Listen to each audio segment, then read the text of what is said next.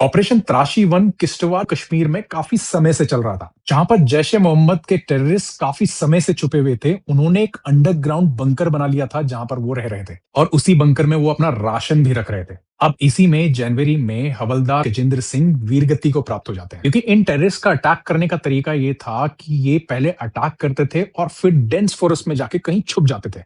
अब इस बारी क्या हुआ कि आप मान लीजिए कि इंडियन आर्मी के एक सोल्जर या फिर एक ऑफिसर कह लीजिए, फोर आर्म्स वाले टाइसन। अब टाइसन क्या करते हैं, ये जो तीन टेररिस्ट थे ये ऐसी जगह में जाकर छुपते हैं जहां पर मडी एरिया था और लेस वेजिटेशन एरिया था, जिसकी वजह से ये डेंस फॉरेस्ट में भाग नहीं सकते थे। इस बार इंडियन आर्मी ने अपनी स्ट्रेटेजी बदली और टाइसन ने इनको मैनोवर करते हुए स्काउट किया। इसके बाद जब टेररिस्ट को कुछ एहसास हुआ कि उनके पीछे कोई आ रहा है तो उनने शूट किया और शूट करने के बाद जो गोली थी वो टाइसन के पैर पे लगी। बट टाइसन वहां पर रुका नहीं और इंडियन आर्मी के साथ चलते चलते उन तीन आतंकवादियों को एनकाउंटर किया और उनको वहीं पर खत्म करा।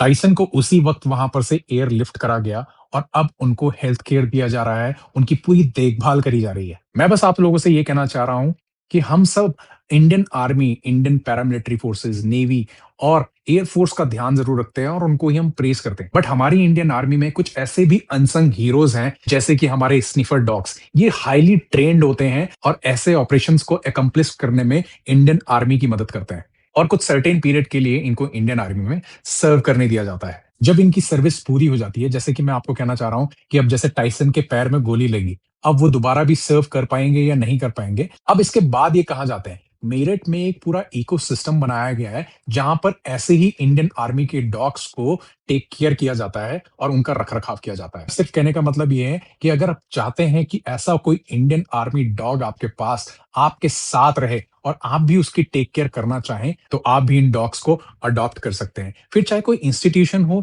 या फिर कोई इंडिविजुअल हो, हर कोई एलिजिबल है इन डॉग्स को अडॉप्ट करने के लिए, जो इनकी सही से देखभाल कर सके और टेक केयर कर सके। और ये जताने की कोई भी जरूरत नहीं है मुझे कि जो अपने देश के लिए इतना वफादार है, वो अपने मालिक के लिए, अपने घर वालों के लिए कितना वफादार होगा, ये आप खुद जान सकते हैं। सैल्यूट करना चाहूंगा उन सारे डॉग्स को जो अभी इंडियन आर्मी में सर्व कर रहे हैं और जो इंडियन आर्मी में अपना ऑलरेडी टाइम सर्व कर चुके हैं। जय हिंद, जय भारत।